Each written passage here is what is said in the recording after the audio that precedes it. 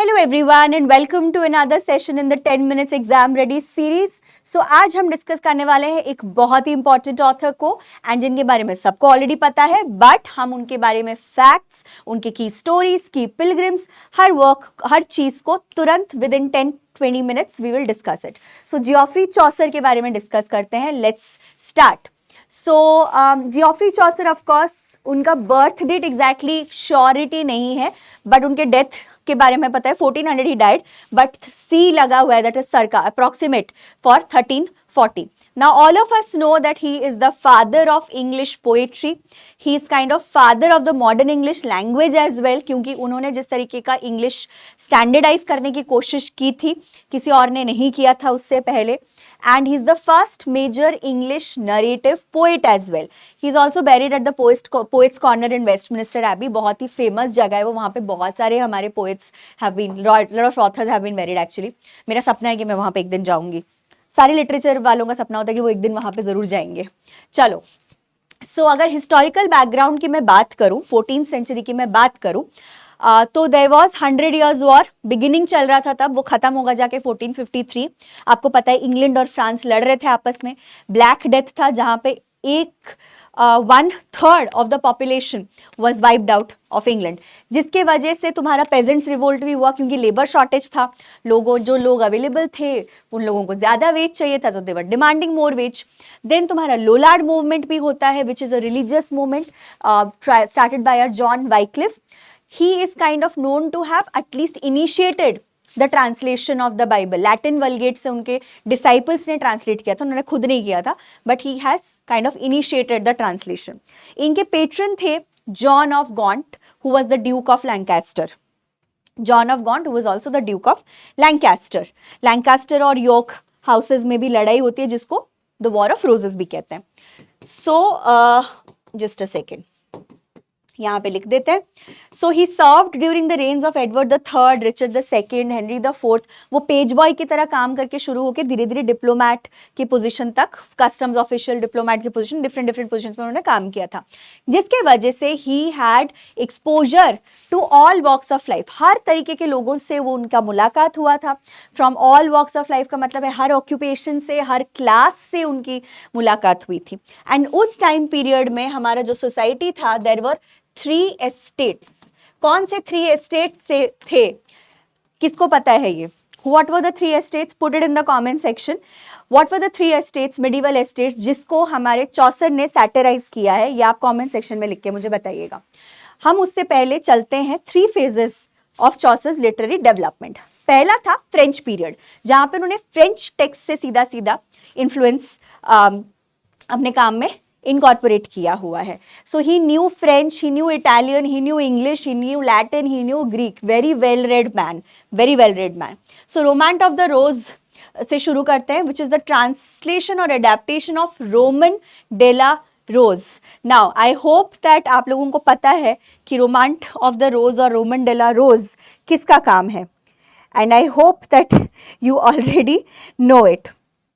Anyway, so it was a French medieval poem जो कि John de Meun and Guillaume de Lorris का लिखा हुआ है. John de Meun, Jean de म्यून,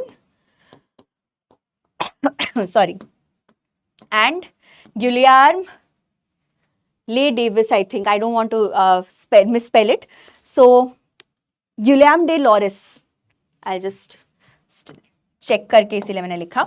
हाँ, then we have the book of the duchess, जो कि elegy for the Blanche of Lancaster.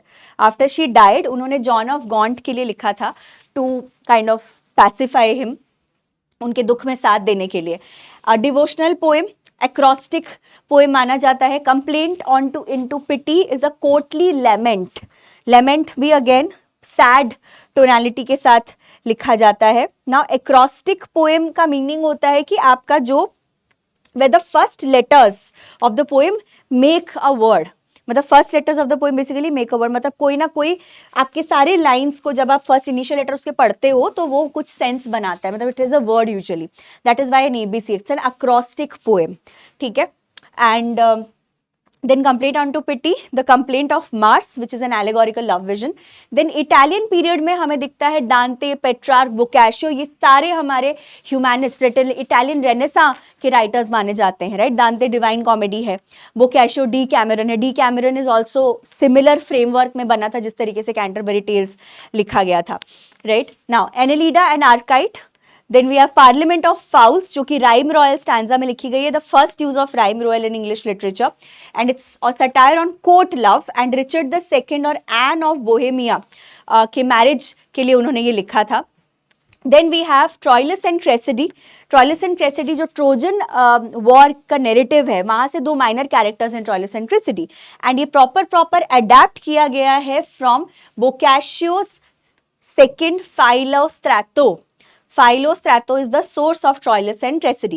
फिर we have the House of Fame, the House of Fame which is a dream allegory, and यहाँ पे दांते को एक तरीके से पैरोडी भी किया है चौसर ने. Then the Legend of Good Women which shows us the first systematic use of the heroic couplet. And यहाँ पे उन्होंने कितने virtuous women के बारे में लिखा था?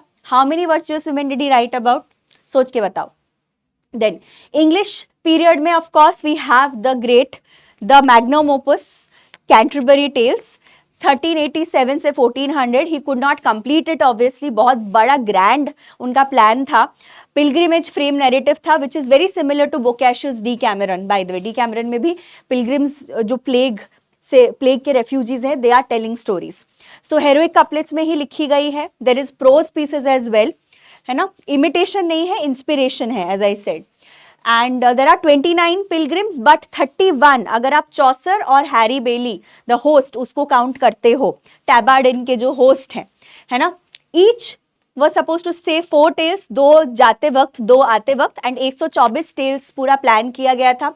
It begins with knight's tale जो राइम रॉयल में लिखी गई है, एंड्स विथ पार्सन्स टेल जो कि आपको पश्चाताप के ऊपर बताया जाता है कि आपको किस तरीके से गलत काम नहीं करने चाहिए थे. क्योंकि चौसर के जो पिलग्रिम्स हैं ये लोग काफ़ी तीनों एस्टेट्स से हैं. एस्टेट्स के बारे में आई hope that you have already recalled कि एस्टेट्स कौन से थे. The clergy, the nobility and the pageants. उसके अलावा भी वो जो पेजेंट्स वाला लास्ट वाला एस्टेट है उसमें बहुत सारे अलग अलग लेयर्स आ चुके थे. एस्टेट सिस्टम कोलैप्स करता हुआ नजर आ रहा था, उसको भी सैटराइज किया है ना. क्लर्जी में we have very critical characters, बहुत सैटारिकल पोर्ट्रेट्स, करप्शन दिखाया है उन्होंने कि उस सोसाइटी में क्या क्या प्रॉब्लम्स चल रही थी वो दिखाई है. पॉलिटिकल इश्यूज कुछ नहीं उठाया है, मोनार्की के अगेंस्ट कुछ नहीं बोला है, बट कैरेक्टर सर्टिफिकेट अगर मैं बोलूं तो चौसर ने बहुत ही बढ़िया कैरेक्टर सर्टिफिकेट्स हमको दिए कि कौन खराब है कौन अच्छा है ना. Now only 24 completed, some partial and 2 prose tales, Melibeus and the Parson's tale are prose. Chaucer के खुद के टेल है Sir Thopas which is mock chivalric tone and Melibeus. Okay, so 1 prose tale and 1 Sir Topus or Topus, however you pronounce it. Now Tabard in Southwark, जहाँ पे the pilgrims are going on a pilgrimage to the shrine of Saint Thomas Becket, Canterbury, जो कि Edward the second ने इनको मार दिया था जब उनका मर्डर करवाया था, इसीलिए उनको सेंटहुड मिला था. एनीवे कुछ की tales that you are suppose to remember. So इनके कैटेगरीज एंड चाहो तो इनके थोड़े समरीज भी आप बाद में देख सकते हो. Knight's tale is a romance, Palamon and Arcite. This Arcite are the 2 characters.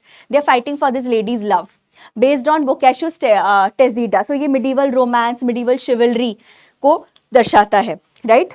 Then we have the Miller's tale जो कि फैबुलू है. फैबुलू का मतलब बहुत ही रॉ, बहुत ही what do you call it, low comedy, है ना. Body very raw, very sexual tonality of comedy. And यहाँ पे carpenter, Nicholas, Alison and Absolon are the 2 characters, है ना. Then we have the wife of Bath's tale which is again an Arthurian setting, and किस तरीके से औरतों को freedom होना चाहिए मैरिज में. एंड वाइफ ऑफ बाथ तो हमारी बहुत बड़ी इंटरेस्टिंग पिलग्रिम है, आपको सबको पता है. Now the Pardoner's tale, morality tale on avarice. Avarice is basically excessive greed. Avarice क्या है? Excessive greed which is one of the sins. खुद वो करप्ट है, खुद बहुत ग्रीडी है, बट हमें टेल भी सुनाता है वो ग्रीड पे. रैडिक्स मैलरम एस्ट क्यूपेरिटास. Greed is the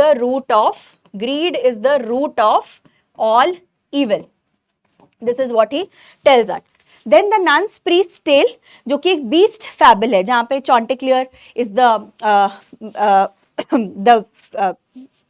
I've forgotten what he was. He was the rooster, हाँ. And the fox. Then the merchant's tale, January May marriage satire है.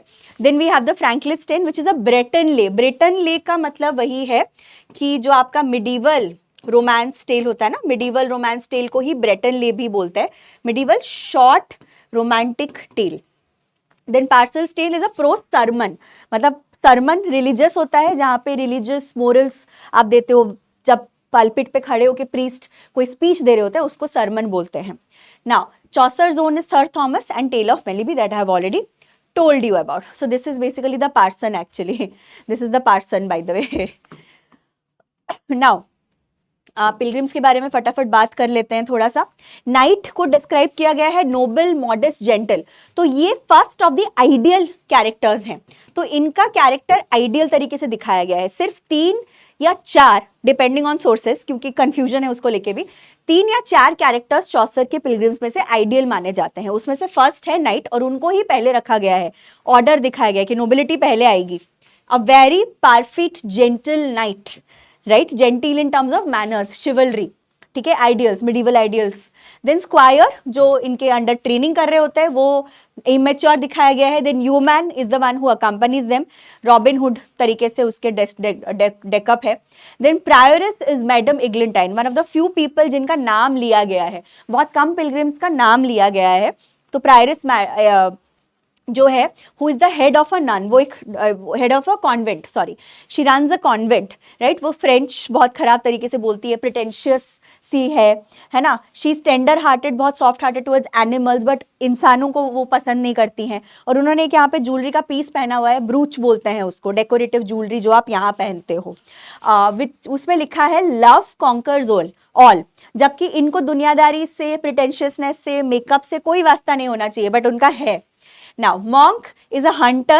Monk is a hunter. कितना contradictory है. Monks are not supposed to be hunters. Monks are supposed to be क्या? Ascetics होने चाहिए ना. दुनिया वगैरह खत्म, मतलब उनके लिए कुछ मतलब नहीं लगता. उनका बहुत सिंपल लाइफ होता है, ध्यान में, पूरा मेडिटेशन में लाइफ बिता, बहुत कठोर लाइफ होना चाहिए इनका. ये देखिए हंटर है, फर पहनते हैं, गोल्ड पिन पहनते हैं, है ना, बहुत वर्ल्डली हंटर है हमारे. देन द फ्रायर, ये भी सिडक्टिव है, ये भी क्लर्जी के ही है. सारे लोगों का उन्होंने धज्जिया उड़ाया है. Arranges marriages, licensed beggar, so he is suppose to beg and live his life, but he begs for something else. Corruption दिखाया है. Wife of Bath is gat toothed, and that shows that she is not really pleasant to look at, but she has had 5 husbands. उनके 5 शादियां हो चुकी है. Red stockings पहनती हैं, बहुत बोल्ड फेस है, बहुत असर्टिव है. अकेले पिलग्रिमेज पे आई है. उस टाइम पीरियड के हिसाब से सोचो, अकेले वो पिलग्रिमेज पे आई हैं. ऑक्सफर्ड क्लेरिक, बहुत थिन है, मतलब उसको कोई दुनियादारी से कोई मतलब नहीं, वो अपनी किताबी कीड़ा है. वो आया है, उसको बस पिलग्रिमेज से कुछ सीखने ही आता है, वो सिर्फ नॉलेज मैटर करता है. So this one is also an ideal character, question mark, we don't know, इसको लेके कंफ्यूजन है, बट ऑक्सफर्ड क्लेरिक को भी आइडियल कैरेक्टर बोला जाता है. Gladly would he learn and gladly teach, so all that he cared about is learning and spreading knowledge. Then the pardoner, yellow greasy hair, waxy hair, मतलब उसको देख के ही तुम्हें घिन आएगा, ठीक है. Sumner is also has carbuncle, skin disease है. तो इनकी अपीयरेंस इनके कैरेक्टर को भी दर्शाता है. उस टाइम पीरियड में ये मानते थे, मान लो तुम्हारे स्किन पे मोल होता बड़ा सा, तो मैं ऑटोमेटिकली अनअपीलिंग होती, मेरा कैरेक्टर पे दोष लग जाता, समझ रहे हो. सो पर्सनैलिटी को तुम्हारे फेस से बहुत जुड़ा जाता था. So again corruption of church court, one who would summon people, कि किसी ने अगर कोई सिन कमिट किया है तो कोर्ट वाले, सॉरी, रिलीजियस चर्च को बुलाया, रिलीजियस कोर्ट में उसको बुलाया जाता था. Religion had a different court, ecclesiastical courts अलग थे, जो हमारे किंग वाले कोर्ट्स थे वो अलग थे, ठीक है ना. Parson is the good priest, ideal clergy, so इनको भी आइडियल तरीके से दिखाया गया है. मिलर को भी गाली निकाली गई है. Red beard, wart on nose, thumb of gold, ठीक है, बहुत ज़्यादा करप्शन करता है. एंड मिल चलाता है. Miller is basically someone who runs the mill. Franklin is again someone बहुत ज़्यादा प्लेजर सीकिंग बंदा है, ठीक है. जेनरस दिखाया गया, बहुत ज़्यादा overly generous, okay. Then we have another वो character, the ploughman. Ploughman is the fourth ideal character, जो इंपॉर्टेंट ऐसे नहीं है, but he is also the 4th ideal character. Now prose works are treatise on the astrolabe and translation of Boethius' Consolation of Philosophy. ठीक है. Scientific Man for his son Lewis and Consolation of Philosophy are two of his prose works. So Dryden ने बोला here is God's plenty. Spencer ने बोला he is the well of English undefiled. Spencer ने बोला with him is born our real poetry. Chesterton ने बोला Chaucer's humor is humor in the grand style. Lewis ने बोला he found English a dialect and left a language. So these are your practice questions. The first significant use of heroic couplet in English literature is found in which work? The first significant use of the heroic couplet in English literature is found in which work? And the second one, Chaucer's Troilus and Cressida is primarily based on Boccaccio's Decameron, Philostrato, Tessida or Philocolo. Okay. Now, thank you everyone for being patient. अगर आपको मेरा Telegram channel join करना है please join it and आप यहाँ से मुझसे personally भी संपर्क कर सकते हैं. Thank you so much. Take care all of you. Bye bye.